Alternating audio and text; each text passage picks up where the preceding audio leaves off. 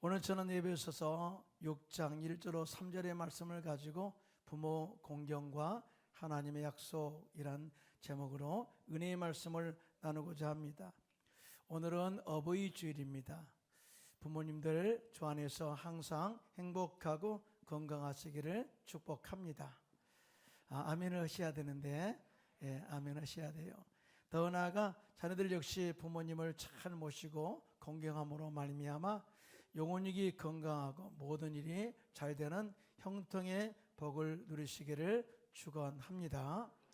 성경에는 하나님의 자녀들이 복을 받고 형통한 삶을 사는 영적인 비결을 가르치고 있는데요. 먼저 영적인 아버지의 말씀을 잘 순종하고 하나님을 경외하는 삶을 살면 된다. 그러게 되면 하나님께서 가정에 복을 주시고 사업과 자녀의 복된 삶을 형통을 영원히 가문의 가정에 쏟아부으시겠다고 약속을 하셨습니다. 그리고 오늘 본문에 말씀하신 대로 우리들을 낳아주시고 길러주신 우리 육신의 부모님을 잘 공경하고 또한 그 말씀에 순종하고 그렇게 살게 되면 장수의 복과 형통의 복을 주시겠다고 약속을 하고 있습니다. 그래서 기독교는 효의 종교다 해도 틀린 말이 아닙니다. 그러므로 우리들은 하나님께서 가르치신 대로 부모님을 잘 공경하여 하나님께서 약속하시는 복을 받아 누릴 뿐만 아니라 또 우리 자녀들에게 이러한 영적인 하나님의 축복의 비결을 가르쳐서 여러분 자녀도 하나님 안에서 형통한 복을 영원히 받게 되는 축복의 가문을 만들어 가시기를 예수님의 이름으로 축원합니다. 자, 그러면 하나님 약속된 복을 받으려면 어떻게 해야 되느냐? 첫째로 주 안에서 부모에게 순종하라 이렇게 가르쳐요. 오늘 본문 에베소 6장 1절입니다. 함께 합독할까요? 시작. 자녀들아 주 안에서 너희 부모에게 순종하라 이것이 옳으니라 이렇게 말씀해요. 자, 주 안에서 너희 부모에게 순종하라 라고 하는 것은 하나님의 뜻 안에서 하나님 명령 안에서 하나님 말씀 안에서 이렇게 명령하고 있다, 가르치고 있다는 것을 알 수가 있어요. 다시 말하면 우리가 크리스찬으로서 부모에게 순종하는 것이 신앙생활의 올바른 삶이다라고 이렇게 가르치고 있는 것이죠. 자, 그러면 우리는 어떻게 순종할 수 있을까요? 여러분 순종하라고 하는 그 말의 원어를 찾아보면은요 경청하다라는 의미가 있어요. 여러분 경청한다는 것이 뭘까요? 집중해서 부모의 말씀을 듣는다 그 말이겠죠. 여러분 집중해서 들을 때 부모의 말이 들려옵니다. 또 부모의 그 마음의 깊은 내면의 생각을 우리가 이해할 수가 있게 되죠. 건성으로 들으면 겉에 말하는 말만 들리기 때문에 실적으로 부모님을 이해할 수 없다 그 말이죠. 사실은 우리가 부모의 말씀에 따를 수 있는 것은 부모의 마음을 이해했을 때 따를 수가 있는 것입니다. 여러분 아시겠지만은 자녀를 길러보다 보면은 우리가 10손가락 다 귀하죠. 또 이 아픈 손가락 하나하나 다 귀한 존재지만 자녀들이 이 부모를 대하는 그런 자녀의 모습을 보면 각기 달라요. 어떤 자녀는 부모의 말씀을 잘 이해하고 어떻게 하면은 부모가 기쁘게 하는 것이 무엇인가, 또 부모의 마음이 편하게 할 것이 무엇인가 이걸 생각하면서 실질적으로 부모의 말씀에 순종하는 그런 자녀가 있어요. 하지만 반대로 부모의 말을 이해하지 못하고 현재 이야기하는 것만 집중함으로 말미암아 부모가 틀렸다고 토를 달고 순종하지 않고 가르치려고 하는 자녀도 있습니다. 여러분 무엇이 문제일까요? 여러분 여기서는 우리가 부모의 말에 집중하고 있는가, 또 부모의 그 생각을 내가 집중하고 있는가, 어떤 의도를 가지고 이야기를 하고 있는가, 집중하고 있는가 그렇지 않은가에 달려있다는 사실을 우리가 알 수가 있어요. 여러분 부모들은요 자녀를 위해서 모든 걸 다 희생합니다. 물질도 희생하고요, 그 다음에 모든 입는 옷도 다 아껴서 입고요, 그 다음에 모든 것들을 다 투자해서 자녀가 잘 되면, 형통하면, 성공하면 잘 돼 라고 하는 그런 생각을 가지고 열심히 도와서 학교 보내고 또 대학원 나와서 좋은 회사 들어가서 성공한 사람으로 만들었어요. 자, 그러면 그 자녀가 효도해야 될 거 아니겠어요? 그런데 후에 아들이 배우지 못한 부모에 대해서 부끄럽게 생각한다는 거죠. 다 그런 건 아니지만은 어떤 이런 자녀들은 그렇게 생각하면서 오히려 부모님을 무시하고 무식쟁이라고 이야기하면서 가르치려고 한다는 것이죠. 이러한 자식은 부모의 말씀을 잘 듣지 못했다. 그 다음에 교만해졌다. 실제 말해서 부모의 그 속마음을 모르고 있었다라고 이렇게 생각할 수가 있겠죠. 그러므로 부모님에게 순종을 잘하려면 우리의 자세를 낮추고 겸손한 마음으로 부모님의 말씀을 집중하여 경청해야 된다라고 이렇게 가르치고 있어요. 그리할 때 부모님의 말씀이 잘 들려오게 되고 또 내 생각과 뜻이 다르다 할지라도 그 속 내면의 부모님의 생각을 우리가 잘 감지하게 되고 그 말씀에 순종할 수 있게 된다는 것을 알 수가 있습니다. 여러분, 우리가 신앙생활 한다고 하죠. 여러분, 하나님을 잘 이해하려면 어떻게 할까요? 하나님 말씀에 경청해야 되죠. 여러분, 하나님이 어떤 의도로 말씀하실까, 또 어떤 생각을 가지고 우리에게 이런 메시지를 주실까라고 우리가 생각하는 것은 중요한데요, 이 말씀도 집중하여 들으려고 내 귀를 쫑긋 세울 때 그 말씀이 감동으로 다가와요. 또 그 말씀이 레마, 생명의 말씀으로 다가오게 되고, 이 말씀을 지켜야 되겠다 하고 결단으로 다가오게 되죠. 자, 이렇게 집중해서 하나님 말씀을 들을 때 그 말씀이 레마, 살아있는 생명의 말씀으로 다가와서 순종하게 될 때 하나님께서 약속하신 하나님의 큰 복을 우리 가운데 내려주신다고 그렇게 말씀을 하고 있어요. 여러분, 시편 기자는 하나님을 체험한 것에 대해서 많은 기록을 해나왔는데요, 시편 123편 1절로 2절에 보면 하나님의 말씀을 듣기 위해서 어떻게 내가 집중하고 있는가, 그 마음의 자세를 이야기를 하고 있는데요, 함께 합독할까요? 시작. 하늘에 계시는 주여, 내가 눈을 들어 주께 향하나이다. 상전의 손을 바라보는 종들의 눈같이, 여주인의 손을 바라보는 여종의 눈같이 우리의 눈이 야외 우리 하나님을 바라보며 우리에게 은혜 베풀어 주시기를 기다리나이다 라고 이렇게 고백하고 있어요. 자, 이 시편 기자는 여종이 주인의 손을 바라보는 것은 지시를 바라본다, 그 생각에 그 뜻을 바라본다 그거거든요. 종들이 자기 마음대로 자기 뜻대로 하고 다 했습니다 라고 하는 것이 중요한 포인트가 아니라 주인이 원하는 것이 무엇인가를 바라보고 집중하고 있다 그 말이죠. 그런 것처럼 내가 주님의 뜻이 무엇인가를, 주님의 말씀하신 의도가 무엇인가를 알아내기 위해서 집중하여 듣기를 원합니다. 그리고 내가 주님을 바라보는 것은 주님의 은혜가 언제 내릴지 몰라 주님의 때를 기다리고 있습니다 라고 하는 고백인 것이죠. 하나님께서는 이런 사람에게 하나님의 세미한 음성을 듣게 하시고 또 말씀에 순종함으로 말미암아 예비하시는 복을 허락한다고 말씀을 하고 있습니다. 이와 같이 하나님의 은혜를 삼아야 말씀을 듣기에 집중하는 것처럼 이제부터 우리는 부모님과의 대화에서도 부모님의 뜻과 생각과 그 의도를 알기 위해서 집중하여 들으시고요, 또 그 부모님의 생각과 뜻을 잘 이해하고 순종함으로써 하나님께서 약속하신 축복을 받아 누리시는 저와 여러분 되시기를 예수님의 이름으로 축원합니다. 또한 부모님께 순종한다는 것은요, 가정의 질서를 올바로 세운다라는 의미가 있어요. 오늘날 사람들이 올바르게 산다고 말을 하지만 진정 올바르게 산다는 것이 제대로 알지 못하는 사람들이 의외로 많이 있어요. 여러분, 가정이 파괴되는 모습을 보면 질서가 없어요. 아버지를 무시하죠, 어머니를 무시하죠, 돈이면 다 된다고 생각하는 그런 생각을 가지고 철저하게 자기중심적으로 살아갑니다. 이것이 과연 잘된 가정일까요? 최근에는요, 자녀가 부모를 죽여요. 사실은 이 가정은 콩가루 집안이죠. 이거는 무엇 때문에 그럴까요? 가정의 위계 질서가 무너졌기 때문에 그렇습니다.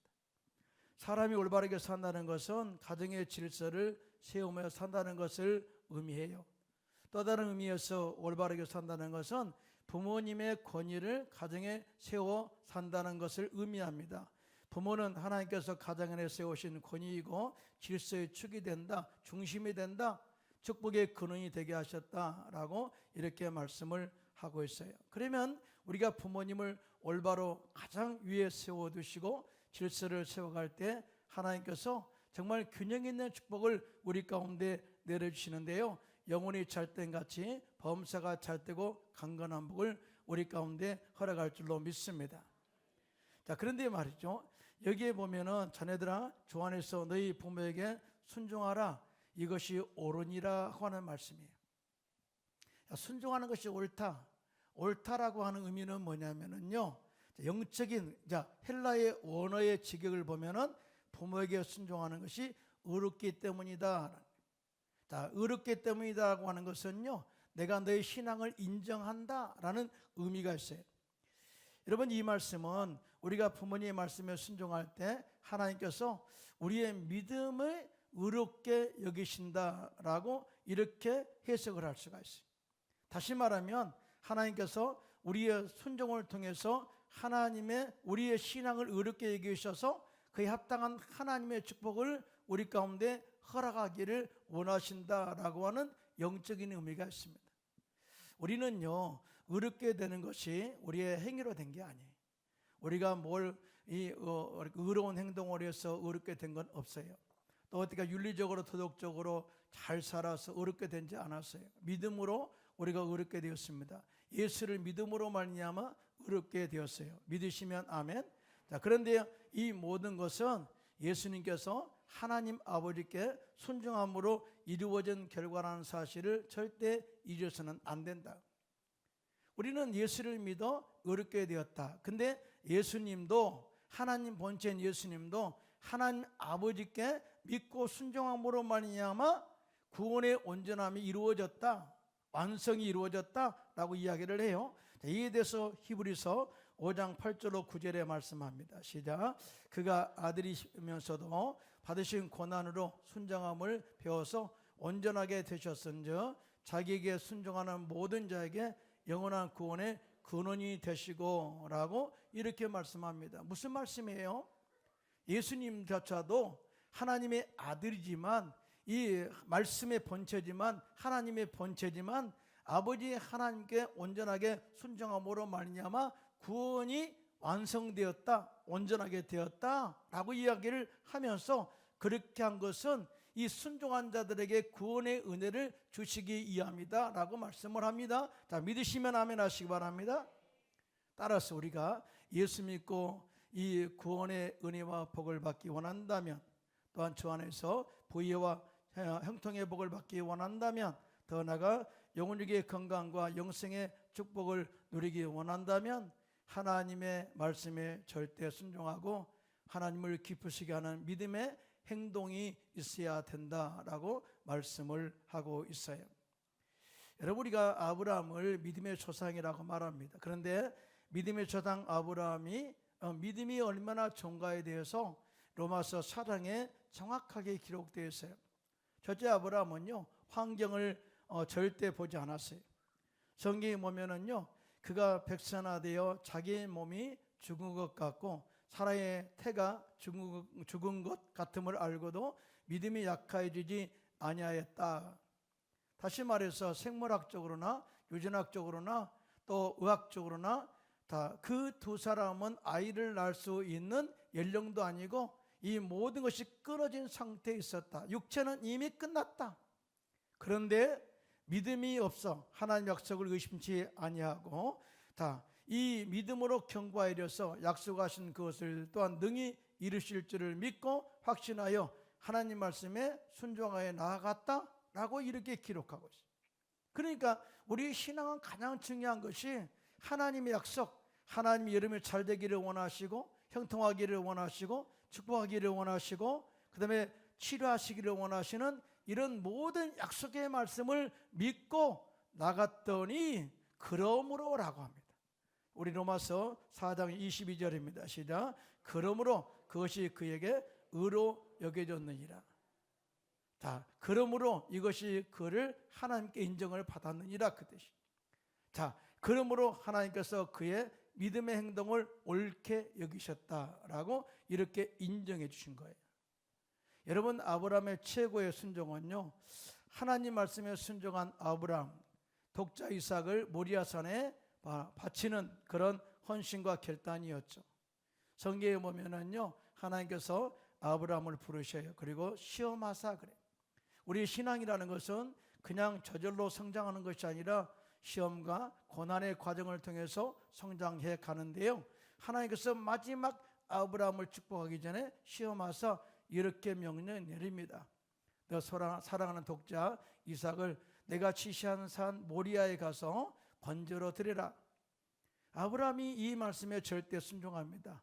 절대 갈등하지 않습니다. 그리고 자기 주 종과 더불어서 이 사흘 길을 걸어 모리아 산에 도착하죠. 그리고 산에 올라가서 이 이삭을 결박하고 칼을 들어 내려치려고 할 때 하나님께서 칼을 손에 멈춰라, 동작 그만 하시고 순양을 예비하셔서 이삭 대신에 번제로 드리게 하시고, 자, 그때 하나님께서 인정한 게 뭐냐, 이제야 네가 하나님을 경외하는 줄 아노라. 내 믿음이 의롭게 여겨졌다, 옳게 내가 인정했다라고 이렇게 그 믿음의 순종을 그렇게 인정하신 거예요. 그 결과 창세기 22장 17절로 18절에 이렇게 말씀합니다. 시작. 내가 내게 큰 복을 주고 내 씨가 크게 번성하여 하늘의 별과 같고 바닷가의 모래와 같게 하리니 내 씨가 그 대적의 성문을 차지하리라. 또 내 씨로 말미암아 천하 만민이 복을 받으리니 이는 내가 나의 말을 준행하였음이라 하셨다 하니라. 그런데 말이죠, 이 사건에서 우리는 아브라함의 순종만 보는 것이 아니고요, 하나님은 여기에서 이삭의 순종도 체크하셨다는 사실을 알 수가 있어요. 여러분, 이삭이 이때 당시에 아브라함에게 결박당해서 번제로 드릴 때 나이가 15살 정도 돼요. 청년이죠, 청소년이죠. 자, 그러면 충분히 아브라함을 밀치고 내가 절대 도망갈 수도 있죠. 근데 이삭이 하나님께 드려질 제물에 대해서 이야기했을 때 그냥 결박당한 거죠. 스스로 순종한 거예요. 죽기를 청했다는 거죠. 자, 여기에서 우리가 로마서에 보니까 하나님은 죽은 자를 살리시고 없는 것을 있게 부르시는 하나님의 아브라함의 믿음을 이 이삭도 그대로 받아들였다. 믿으시면 아멘. 그러니까 우리가 믿음이라는 것은 생각만 지식만 가지고 한 것이 아니라 행동으로 그렇게 나타냈다는 사실을 알 수가 있습니다. 그 위에 하나님께서 이삭에게 네가 이 가나안 땅 그랄 지방에 있는데 그 당시에 흉년이 드니까요 애굽으로 올라가려고 했던 것 같아요. 하나님이 애굽으로 가지 마라, 이곳에 머물라 했을 때 이삭이 그랄 땅에 머물게 되는데요, 그곳에서 이삭이 농사를 지어 100배의 결실을 거두었고 그는 번성하고 창대해서 거부가 되었고 믿음의 조상 반열에 세워지는 축복을 받게 된 것입니다. 할렐루야.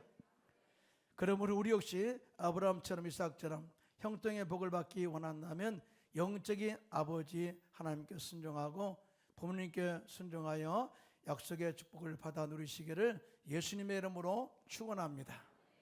둘째로, 하나님 약속의 복을 받으려면 내 부모를 공경하라. 오늘 본문 에베소서 6장 2절로 3절인데요 함께 합독할까요? 시작. 내 아버지 어머니를 공경하라. 이것은 약속 있는 첫 계명이니 이로써 내가 잘되고 땅에서 장수하리라. 여기서 우리가 부모님을 공경하라 하는 말은요, 부모님을 대할 때 몸가짐을 조심스럽게 하고 겸손하게 받들어 섬기라, 그런 뜻이거든요. 아무나 쉽게 대하지 말라, 그 말이겠죠. 또 한문의 공경이란 의미는요, 예의 바른 태도로 받들어 부모님을 모시는 것을 말합니다. 한마디로 말하면 부모님을 귀하게 여기는 태도다. 여러분, 성경에 보면 하나님께서 재물과 우리의 재물로 하나님을 공경하는 자에게 축복을 약속하시는데요, 자, 잠언서 3장 9절로 10절입니다. 함께 합독할까요? 시작. 내 재물과 내 소산물에 처음 익은 열매로 야훼를 공경하라. 그리하면 내 창고가 가득히 차고 내 포도즙 틀에 새 포도즙이 넘치리라 그렇게 말씀을 하셨어요. 근데 우리는 이 말씀에서 어떤 하나님의 뜻과 의도를 읽어야 될까요? 하나님이 우리에게 헌금하라는가 보다 그렇게 생각하면은 하나님의 마음을 모르는 거예요. 하나님은 온 천하의 창조주시고 온 우주의 주인이십니다. 믿으시면 아멘. 금도 내 것이고 은도 내 것이고 다 내 것이다 그래요. 그런데 왜 우리가 하나님의 자녀에게 내 재물과 내 소자물의 처음 익은 열매로 하나님을 공경하라 했을까요? 그 이유는 하나님이 없어서 우리에게 요구한 것이 아니라 자, 이렇게 함으로 말미암아 내가 너에게 창고에 가득 채우기를 원하고 내 포도즙 틀에 새 포도즙이 넘치는 즉 날마다 축복이 새로워지는 은혜를 복을 주기엔 이함이다 라고 말씀을 하고 있어요. 여러분 이해가 됐으면 아멘 하실까요? 그러면서 우리가 부모를 공경한 이유도 정확하게 그 이유를 말하는데 이것은 네가 부모를 공경함으로 말미암아 내 가정이 형통하고 네가 장수하는 복을 누리기 위함이다 라고 이렇게 말씀을 한 거예요. 이건 내가 말씀한 것이 아니라 성경이 하나님께서 그렇게 말씀하신 거예요. 이에 대해서 신명기서 5장 16절입니다. 시작. 너는 내 하나님 여호와께서 명령한 대로 내 부모를 공경하라. 그리하면 내 하나님 여호와께서 여호와가 내게 준 땅에서 내 생명이 길고 복을 누리리라. 부모를 공경한 이유가 뭐라고요? 잘 되도록 하나님의 복을 주시기 위해서 그렇게 명령하셨다는 사실을 알 수가 있어요. 여러분 하나님 보셨나요? 못 봤어요. 근데 하나님이 진짜 우리에게 보여주신 영적인 모델이 있는데 그분이 바로 우리의 육신의 부모님이라는 거예요. 보이지 않는 하나님을 잘 섬기기 위해서 육신의 부모, 보이는 하나님을 영적인 대리자로 세우셔서 하나님 대리자로 세우셔서 섬김으로 말미암아 부모 섬김이 곧 하나님을 섬김을 대신하게 하셨다는 사실, 이것을 우리에게 또한 가르치기 위한 하나님의 모델에 대한 사실을 우리에게 가르쳐주고 있습니다. 그래서 오늘 본문에도 내 아버지와 어머니를 공경하라. 이것은 약속 있는 첫 계명이다. 축복이 보장됐다. 이로써 네가 잘되고 또 장수하게 될 것이다 라고 말씀을 하고 있어요. 여러분 룻기서에 보면은 나오미라는 사람이 등장을 해요. 나오미는 그 남편이 있었는데요, 엘리멜렉이라고 합니다. 두 아들이 있었는데요, 그 이름은 말론과 기로이라는 그런 아들이 있었어요. 그들이 유다 베들레헴에 살다가 흉년이 드니까 모압 땅으로 이사를 갑니다. 그곳에서 열심히 살고 있는데 갑자기 남편이 죽은 거예요. 그래서 두 아들을 의지하고 살게 되면서 이제 아들들도 결혼 때가 되어서 결혼을 하게 되는데요, 이 모압 여인들을 며느리로 맞이합니다. 그래서 모압 여인의 며느리가 한 사람의 이름은 오르바요, 다른 한 사람의 이름은 룻이에요. 룻. 자, 10년이 지난 후에 두 아들이 죽습니다. 참 그 운명이 좀 안 좋은 것 같아요. 남편도 애굽의 모압의 땅에서 죽고 그 다음에 또 이 두 아들 또 죽으니까 며느리만 남았잖아요. 또 자식 또 손주도 없어요. 그러다 보니까 이제 이거 살다 보니까 다 우리 아들도 죽고 남편도 죽었으니까 다 차라리 내가 이제는 이곳 사는 것보다는 고향으로 돌아가야 되겠다 하고 이제 이 유다 땅으로 돌아가게 됩니다. 그러면서 며느리를 불러요. 며느리를 불러가지고 나는 이제 유다 땅으로 돌아가게 되는데 자식도 없으니까 너희들은 이곳에 머물러서 또 새로운 길을 가기를 원한다 라고 이렇게 권면했다 그 말이죠. 자, 이 말에 오르바라는 며느리는 고향으로 돌아갔고 나오미는 나는 절대 어머니 곁에 머물겠습니다 라고 고백을 해요. 어머니 혼자 사는 것도 외롭고 힘들 거예요. 그러므로 내가 어머니가 섬기는 하나님을 섬기면서 나도 그 백성으로 살기를 원합니다. 내가 이미 마음에 정해졌습니다 라는 고백을 하게 되는데요, 이에 대해서 룻기서 1장 16절에 이렇게 말씀합니다. 시작. 룻이 이르되 내게 어머니를 떠나며 어머니를 따르지 말고 돌아가라. 강권하지 마옵소서. 어머니께서 가시는 곳에 나도 가고 어머니께서 머무시는 곳에서 나도 머물겠나이다. 어머니 백성이 나의 백성이 되고 어머니의 하나님의 나의 하나님이 되시리니. 그래요. 이거는 신앙 고백이고요. 철저하게 이제 믿음 중심으로 살겠습니다. 나는 믿음의 가문 속에 내가 있기를 원합니다. 자, 어머니를 제가 섬기면서 내가 잘 보필하겠습니다. 그런 의미가 있겠죠. 자, 그 후에 룻은 가난한 환경 속에서 살림이 없으니까요, 밭에 나가서 이삭을 주어요. 이삭을 주어가지고 그 어머니 나오미를 잘 봉양했죠. 자, 하나님은 그의 효심과 어머니를 공경하는 모습을 보시고 땅 주인 보아스를 만나서 결혼하게 합니다. 자, 그 결과가 뭔지 아십니까? 다윗 왕과 메시아의 계보에 들어가는 축복을 받게 돼요. 여러분 생각해 보세요. 이방 여인이 믿음의 계보에 들어올 수 있나요? 절대 그럴 수 없어요. 그런데 놀랍게도 이렇게 부모를 잘 공경했더니 하나님께서 그를 이 믿음의 계보의 조상으로 세우게 되는데요. 이에 대해서 룻기 4장 17절 중하반절에 함께 합독할까요? 시작. 나오미에게 아들이 태어났다 하고 그의 이름을 오벳이라 하였는데 그는 다윗의 아버지 이새의 아버지였더라고 증언합니다. 그리고 이새가 다윗을 낳았잖아요. 그러니까 다윗의 증조 할머니가 바로 이 룻이에요. 이와 같이 부모를 잘 공경하니까 하나님께서 그 가문을 복되게 하시고 이방 여인이 믿음의 계보의 조상이 되게 하는 그런 축복의 통로가 되게 하셨다. 여러분, 행복한 가정이 어떤 가정일까요? 먼저는 하나님을 잘 섬겨서 하나님의 은혜가 있는 가정입니다. 믿으시면 아멘. 뿐만 아니라 부모님을 잘 섬겨서 가정의 질서가 있는 가정이죠. 뿐만 아니라 자녀가 이 자녀들 양육할 때 믿음의 본이 되어서 삶으로 가르치는 그런 가정, 또 자녀가 부모의 말씀에 순종해서 양육되어 가는 가정이 참으로 행복한 가정이에요. 그래서 이런 영적인 기념비를 남겨야 될 필요가 있다라고 성경은 가르치고 있어요. 여호수아 사장에 보면 이스라엘 백성들이 하나님 말씀에 순종해서 요단강을 건너게 됩니다. 법궤를 맨 제사장들이 하나님 명령에 순종해서 그들의 발을 요단강에 잠기게 되자 위에서 흐르는 요단강에 물이 끊어져요.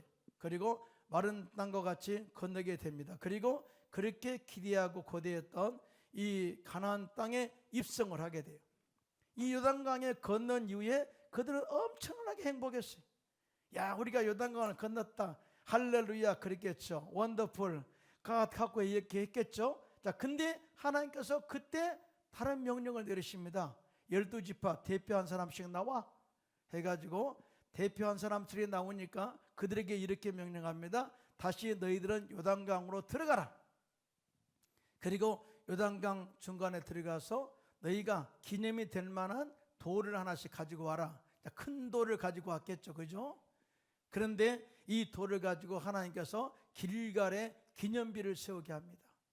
모든 사람이 보도록 기념비를 세우게 해요. 그리고 이렇게 말합니다.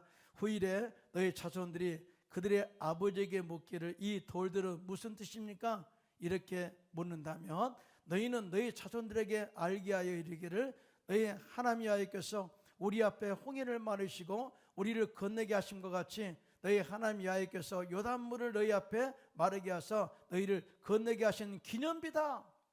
전능하신 하나님이 이 속에 있어, 우리를 인도하신 하나님이 이 속에 있어, 하나님 약속하실 것을 이루신 하나님의 능력이 이 속에 기념비에 있어 라고 가르치라는 거예요. 왜냐하면 그런 흔적이 없으면 잊어버리니까. 자, 그리고 이렇게 한 이유에 대해서 이야기합니다. 여호수아서 4장 24절입니다. 시작. 이는 땅의 모든 백성에게 야훼의 손이 강하신 것을 알게 하며 너희가 하나님의 이 야훼를 항상 경외하게 하려 하심이라 하라. 이 기념비가 뭐냐? 모든 세상의 사람들이 하나님이 가장 강한 능력에 전능하신 하나님이다, Almighty God 라고 하는 것을 알게 하고 너희 역시 하나님의 전능하심을 잊지 않고 영원히 하나님을 경외하게 하게 하심이라 라고 말씀을 하고 있어요. 여러분, 우리 축복이라는 것은 계속 이어져 가야 됩니다. 믿으시면 아멘. 창대해 가야 됩니다. 형통해 가야 됩니다. 그래야 하나님이 우리의 축복들을 보면서 기뻐하세요. 이것 때문에 예수님께서 십자가를 지신 거예요. 오늘 우리는 어버이주일을 맞이해서 하나님께서 여호사에게 말씀하셨듯이 우리들은 우리 자녀들에게 기도의 유산을 물려주고요, 말씀의 유산, 그 다음에 기도의 능력의 유산을 우리가 물려줘야 될 줄로 믿습니다. 그리고 가장 중요한 것은 부모에 대한 신앙의 영적인 좋은 유산을 물려줘야 믿습니다. 물려줘야 할 줄로 믿습니다. 우리 자녀들 역시 부모의 믿음의 유산을 물려받아 우리 영적인 아버지 하나님께 순종하고 육신의 부모님께 순종하고 또 그분들을 공경해서 하나님께서 약속하신 장수의 복과 형통의 복을 여러분 가문에 영원히 흘러넘치게 되시기를 예수님의 이름으로 축원합니다.